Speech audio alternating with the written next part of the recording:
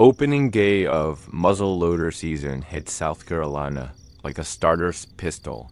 Every logging road around the national forest lined with pickup beds and orange vests.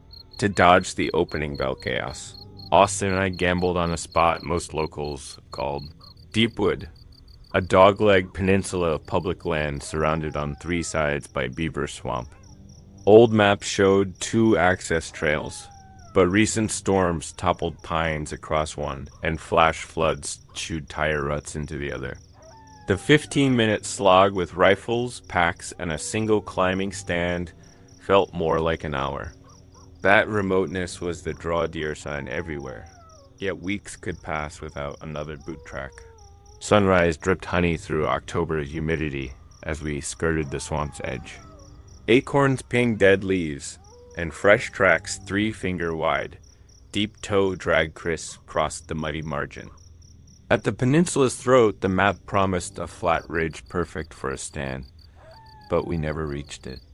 50 yards uphill, tucked behind a blowdown of sweet gum, sat a ground blind neither of us had seen during preseason scouting, hexagonal hub style, real tree faded to pinkish tan, panels sagging.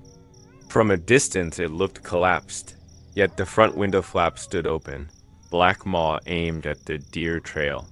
Austin cursed under breath. Public land means first come, first served, but blinds left unattended more than 24 hours are technically illegal. We had no way to know if someone slept inside. He whispered that the smart play was to circle wide and claim a different ridge. I argued we should document the blind for the warden, snap a photo, tag coordinates, then head on. Curiosity won. Approaching meant angling into wind. The air smelled wrong clove oil mixed with something sour. Deer cover scents sometimes use spice, but the off note pricked instinct. 10 paces out, I called, "Hunter, coming in." No reply. Instead, the blind's fabric rustled, as if breeze fluttered loose walls, though the morning was still. Austin fingered safety, edged closer, and using rifle barrel lifted the mesh. Inside sat an upturned 5-gallon bucket, a half-rotted sleeping pad, and a mound of corn soaked in liquid attractant, the clove stink intensifying. Overhead dangled a Bluetooth speaker bound to a crossbar with paracord, power light pulsing. Electronic calls for deer are illegal here. Baiting on federal ground doubly so. Whoever set up had confidence no ranger patrolled Deepwood. I snapped photos. Austin suggested pulling the speaker down to bag as evidence, but I hesitated. Tampering might complicate a citation. We pulled back, swung north toward the ridge. 10 minutes later, maybe 200 yards from the blind, the woods erupted with the rattle of a synthetic fall, piercing, looped, blasting from behind us. Same speaker. The shriek sliced through hardwoods, too loud for natural range. Deer would spook for miles. Whoever triggered it didn't care about harvest, only disturbance. Austin spat, some jerk guarding turf. We hiked faster. At the ridge knob, Austin free-handed the climbing stand, lashed it to a hickory, and ascended to 15 feet while I cleared shooting lanes below.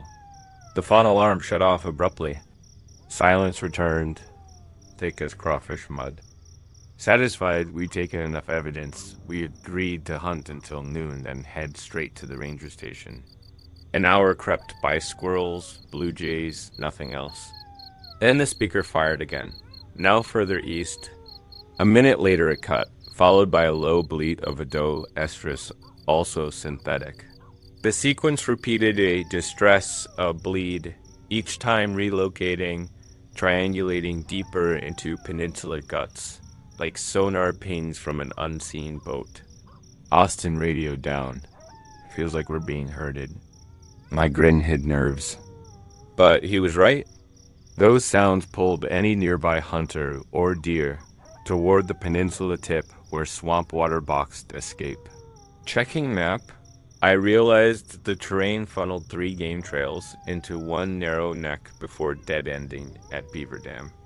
Whoever manned the speaker positioned themselves at that choke point, hoping to catch what? Exactly. Hunters upset enough to confront. At 10, the humidity lifted. Thermals swirled human scent downhill.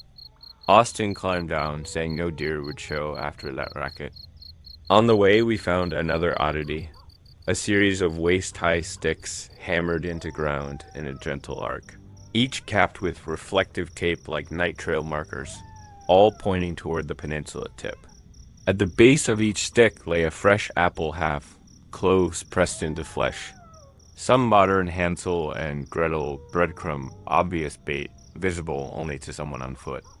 We debated leaving at that moment, but our truck sat back near the first blind, and the sound origin lay between. I scanned the understory, no orange, no movement. We started slow, side by side, rifles low but ready. The doe bleat fired again, closer now. 20 yards shy of the peninsula narrows, Austin halted.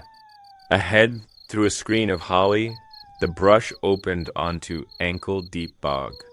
In its center rose a second blind burlap skirted this time, staked on a tiny island of reed grass. In front, a deer decoy stood quartered away. Hatchet marks scarred its hindquarters, painted red. The Bluetooth speaker looped from inside the blind, volume lower. Corn mush floated in water around the island, oily film surfacing. Austin whispered, "Film, then back out." I raised phone. Through lens, I saw what naked eyes missed. A human silhouette inside the blind, motionless, head turned our way.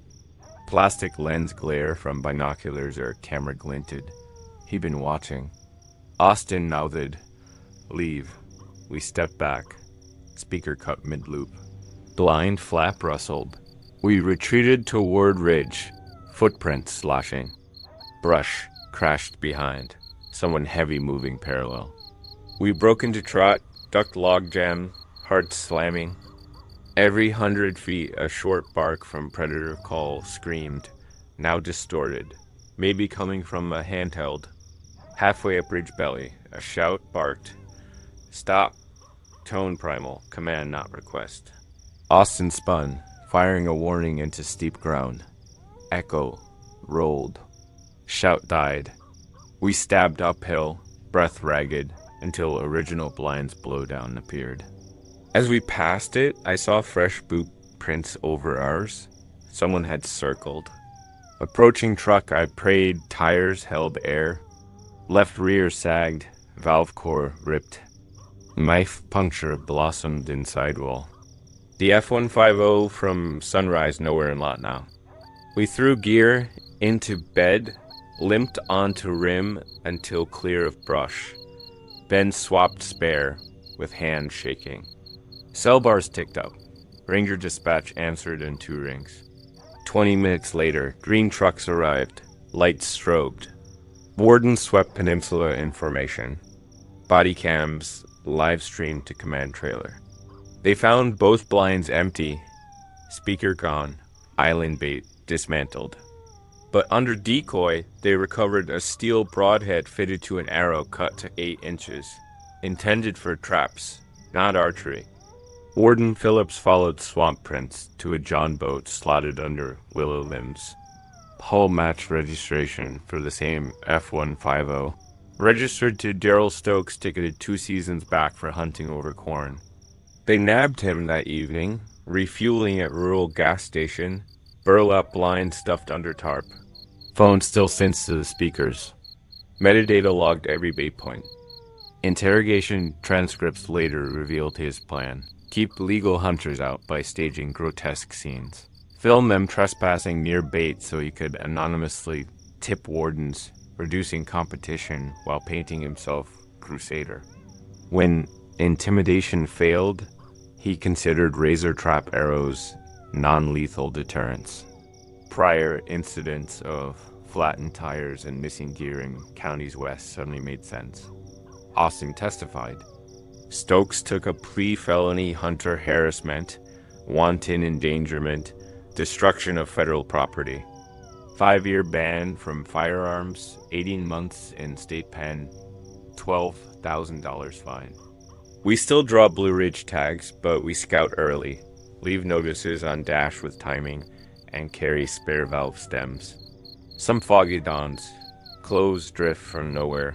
And every doe bleep prompts a safety check, because once you've re-watched a silent silhouette orchestrate the woods with digital cries and blade traps, you learn the first predator tag your scent might not sport antlers or fangs.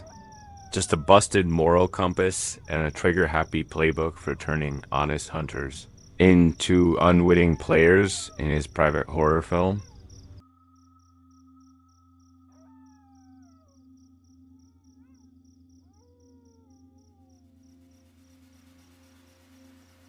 Four hours into the season opener, the only thing moving across Birchwood State Forest was the fog. It stitched itself between hickories and frozen rice paper sheets. Good cover if you were the one stalking, and terrible if you hoped to glass a buck. My tag was burning a hole in my back pocket, but the path felt right fresh oak rubs, tracks the size of cereal bowls. Beside me, Uncle Brent moved with that bedroll, still hunter glide. Heel first, toe soft, breath held 2 steps at a time. We'd parked the truck on a fire road just after dawn, followed a logging spur until orange blazes disappeared. Brent wanted distance from the parking lot crowd and, as he put it, a buffer from amateurs. The old-timers in town whispered that Birchwood swallowed a hunter. Every few decades, someone stepped off the map or tipped out of a stand and wasn't to found till spring. Brent laughed it off, but he still logged our GPS pin and left paper coordinates on the dash. Near 10 o'clock, we reached a clearing stitched with knee-high briar. Deer trails laced the perimeter. A fallen maple offered a silent sitting perch. Brent Hen signaled that we'd break for coffee, then eased through the north corridor at noon. I popped a thermos. He unfolded a topo map. That's when the wind terribly don't call, but sour, like someone dragged a plastic straw through mud, not a normal grunt tube. Brent cocked his head, eyebrows knitting. Another bleat followed, shorter, sharp, almost a recording glitch. Someone's playing love song in the wrong key, Brent whispered. We waited. A third call echoed, this time much closer than the terrain allowed, as if the sound had jumped a ridge. Brent's fingers spelled out 2 letters, P.O. Poacher. He unslung his rifle, not chambering, just ready. We eased forward 20 yards. The fog parted enough to reveal a ladder stand lashed to a white oak. Except the stand's paint was sun-bleached, decades old, rungs rusted. A nylondo decoy lay crumpled below, one ear chewed off by squirrels. No boot prints, no scent of fresh earth. But the bleat erupted again, directly above us before dying mid-note. Looking up, we spotted the speaker wire coiled around the stand's platform, cracked and dangling in the breeze. A cheap battery call, long dead, yet somehow blaring seconds earlier. Brent's face paled under his beard. A sharp metallic click snapped behind us. Safety switching off. Brent spun, rifle low. 50 feet back, half hidden in a cedar hedge, knelt a man in full camo face veiled by mesh. Barrel of a .270 leveled our way. His finger floated outside the guard, but everything in his posture said, "Don't move." "Stand down," Brett barked. The man stared, silent as lichen. I raised palms. After what felt like minutes, he tilted his muzzle skyward and whispered. Didn't expect company. Voice flat, brittle. He stepped from the hedge, no patch, no permit tag, gear mismatched like a yard sale loadout. A tattered speaker remote dangled from his lanyard. Brent asked if he owned the call setup. The man shrugged. Found it. His eyes never landed on mine, long enough to fix color. He pointed deeper into the fog. Big rack in there. I'm tracking. Brent nodded but angled his body between us. The stranger backed away. rifle scope winking, until birches swallowed him. When the forest settled, Brent clicked his safety on, hand shaking. That remote, he hissed, needs line of sight 10 yards max. He set that lure. Poachers sometimes run illegal electronic hulls to herd deer toward bait piles. But why lure us? Brent insisted we circle back to the truck, file a warden report. We plotted a southeastern loop to avoid crossing paths. Fog thinned. Sunlight warmed moss patches. An hour later, we reached a brook we hadn't crossed that morning wrong drainage. Compass said we'd veered east too far, maybe half a mile. Brent tapped GPS. Signal spun. Little arrow stuck blank. Battery's fine. He frowned. Birchwood had dead zones, but not here. We trudged upstream, hoping to intersect the logging spur. That's when I spotted the brass two spent. 270 casings on a moss log. Fresh, no tarnish. Brent crouched, sniffed. The mouth smelled like yesterday's powder. 50 yards beyond, another casing, standing upright on a stump like a breadcrumb. Brent muttered, "He's hurting us." A whistle floated single tone, bird-like but off-tempo. My skin prickled. The next stump held another casing, this one engraved with a notch. Brent scoped ridge lines. Nothing. We pressed on, adrenaline overriding caution, until the brook widened into beaver marsh. A tree root served as bench. We caught breath. Brent unfolded map, slid knife tip along contour lines, but the glade we stood in didn't exist on paper. Fresh, logging maybe, but we hadn't seen felled trunks. A splash broke reverie. Ripples across the marsh, then the whistle again, now behind us. Brent raised rifle, scanning. A flash of camo moved between trunks and man, remote in hand lifted like a detonator. Before Brent could holler, the speaker on his lanyard crackled, this time not a bleat, but crackle of a buck grunt followed by a gunshot recording. Echo ricocheted among hills. Birds erupted.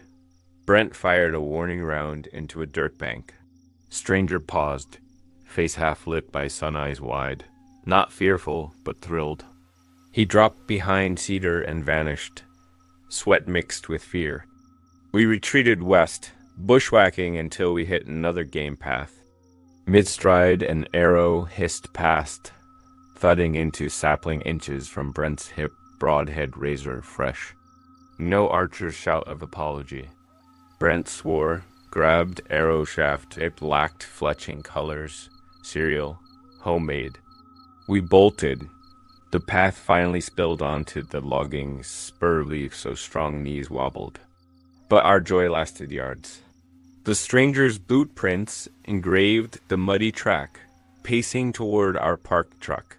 We jogged, lungs burning. Through trees gleamed taillights, our tailgate down, gear strewn. 4 deer hooves, hacked mid-metabicarpus, hung from rope off the bumper. A macabre warning. Brent's tires hissed slashed. Keys ready. Brent yanked door, tossed rifles inside. We debated fleeing on foot 10 miles to highway. Then a voice drifted from cab radio M static parted for same brittle tone.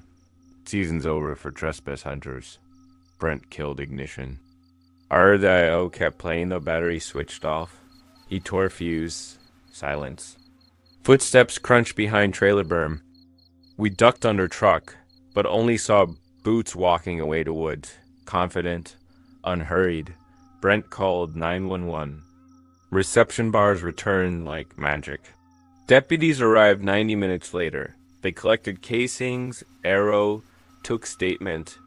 No sign of suspect, only a vacated lien to 600 yards off-road containing stolen trail cams. SD cards labeled by date, and shed antlers arranged altar style. Game wardens later linked footprints and casing marks to Caleb Moore, 43, a disgraced guide whose license was pulled for spotlight poaching. He'd lost land access that abutted Birchwood and lived feral, stalking legitimate hunters, sabotaging stands, claiming Forrest was tired of serving sport.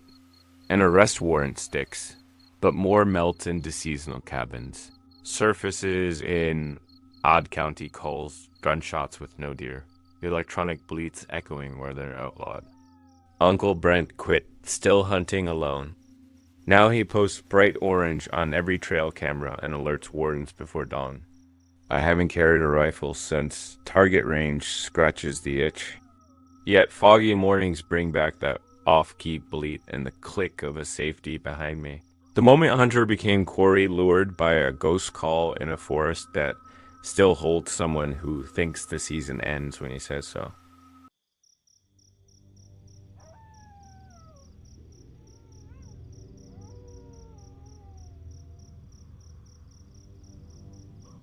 Opening morning of spring gobbler season drew Joe and me to Echo Ridge well before first light.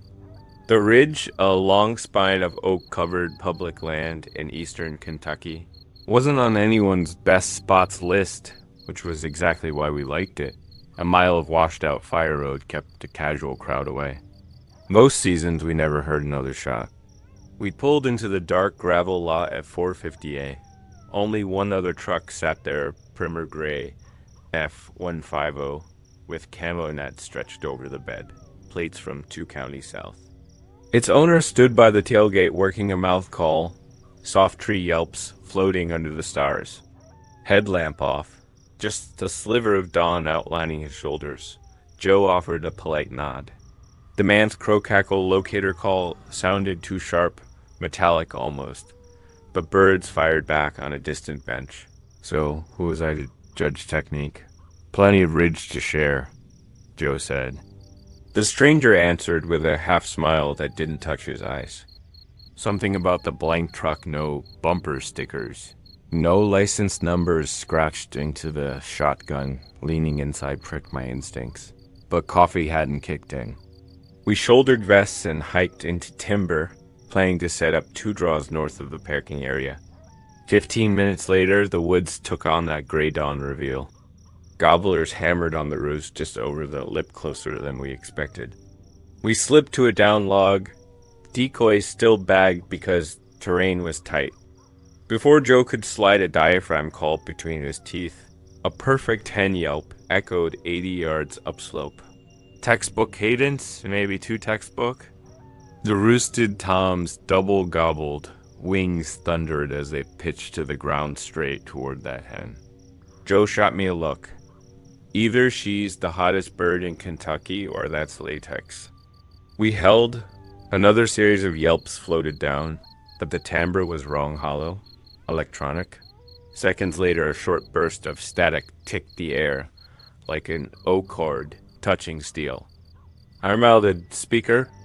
Illegal electronic calling pulls big fines, but rarer than you'd think. 2 shots, cracked uphill, 5-second gap, 3rd shot. Not our Tom Magnum booms, these were lighter, maybe. 223. Turkey rifles are legal, but most hunters still shoot shotguns. The gobbler shut up. Silence settled. Too quick. Joe started to stand. I caught his sleeve. 20 yards to our left, a flash of movement slipped behind a hickory shadow, gone before I fixed shape. Could have been a deer, yet my pulse said otherwise. We eased higher, giving the shooter a wide berth. 30 yards upslope, we found a patch of torn moss and mailed-in feathers, wing tips only. No fresh blood. Poacher had missed or never aimed at birds. On a stump sat a cheap Bluetooth speaker, LED blinking, volume wheel broken off. Joe headed to power it down. I scanned the ridge. Something hissed. Behind a laurel clump, a handheld radio lay face down, squelch open, voices garbled. I picked it up. A man whispered through static. Downhill 2, maybe 3. Keep him moving. He didn't sound like the guy from the lot. Different accent. Flatter. My thumb slipped. Radio crackled. Silence on the other end. Then the voice again. Sharper. Unit 2 copy. Did you break? We ditched radio and speaker where we found them fingerprints were in. a gift we wanted to leave and cut across the slope toward a rock ledge we de-scouted preseason. Fog burned off fast. Sun bright. No gobbles now, no crow calls, just distant traffic hum from the county highway. Usually by 8 you'd hear at least a couple celebratory blasts. Echo Ridge felt emptied. On the ledge, Joe pulled binoculars. Below us, an overgrown skid trail switched back to a bench littered with logging slash. Through glassy froze. I took a peek. The gray F-150 sat in a pocket clearing rear gate down. 2 men unloaded orange survey flags, stabbing them into clay at measured intervals. Not hunters. One held a scoped rifle loose in his elbow while adjusting flag angles. Like he'd rather carry anything, but the other dragged a turkey fan on fishing line, playing puppet hen across ground, a moving decoy, not just illegal. Downright reckless if real hunters answered. Joe whispered, "They're funneling hunters." I pictured scenario electronic hen yelps, lure boots, fake fan bobs to draw them into a flagged shooting lane. Whether the end goal was robbery or twisted sport, I didn't care to ask. We backed off Ridge Face, staying low. 10 minutes of angled descent put us on the skid trail behind them. That's when we noticed the fresh, tire-rutted TV, not truck heading deeper than trucks could go.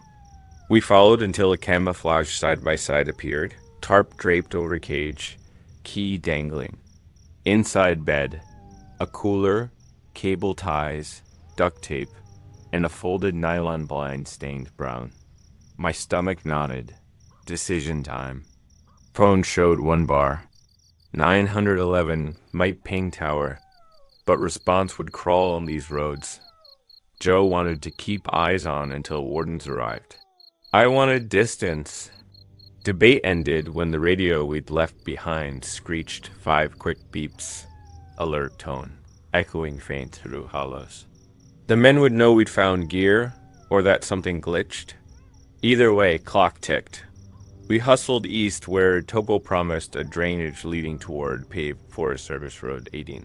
Moving fast, we overstepped an old sinkhole and slid. The hillside spit us onto a flat. 30 yards ahead, at the mouth of a brush pile, a shape leapt upright, camouflage mesh lifted like curtains. Guy from the lot, face net down, eyes cold. He raised the 270, muzzle not on us but blocking trail. Private research area, he said flat, as if reading a card. Joe's 12 gauge was already shouldered, but he kept it angling safe. On public land, he answered. Lee's paperwork's back at the truck, stranger said, fingers sliding near trigger. Breeze carried polymer smell. Barrel freshly fired. I stepped sideways, angle widening. Stranger mirrored, keeping distance fixed. That's when Joe's phone buzzed Miracle Bar, catching data. He tilted screen towards stranger. Active 911 call timer. Game wardens on the way, Joe announced. Stranger absorbed the news 1 heartbeat, then lowered rifle inch by inch. A smirk cracked beneath the mask. He backed into brush, melted downslope. We could have followed, but steel in my knees had run. We marked GPS, then beelined east, lungs tearing, until the hum of tires met ears warden truck crawling switchback. Officers listened, took phones, photographed speaker, radio, side by side. Backup pulled samples. Flags marked at measured yardage consistent with sight and range. Cooler held only bottled water and bread, not lunch, but maybe bait to stay long. They impounded everything. A week later, Warden Bryant called. The F-150 plates traced to a straw purchase. VIN etched off, side by side, stolen 2 counties north. Prince matched Caleb Moore's partner, Derek Lowe, part of the same anti-hunter sabotage ring Brent had read about last year. They'd staged hunts to record armed hunters responding to illegal calls, then planned to dox them online as poachers, or, according to chat logs, possibly rob them of guns for the cause. Our showing up early disrupted their script. Charges stacked. Theft, illegal chronic calls, brandishing. Lowe vanished into Appalachian back roads, but Bryant figures he'll resurface next season when the Gobbles start again. I still carry a turkey tag, but I scout less romantic ground these days, state-managed fields where everybody's visible and warden's idle at the gate. Echo Ridge sits quiet in my memory. Fog curling like speaker static, a puppet fan sliding through slash, and the calm voice claiming public earth as private stage. Every time a hen yelp rings perfect, too perfect, I pause, listen for wiring hum underneath, and remind myself hunters aren't the only predators mapping the woods before dawn.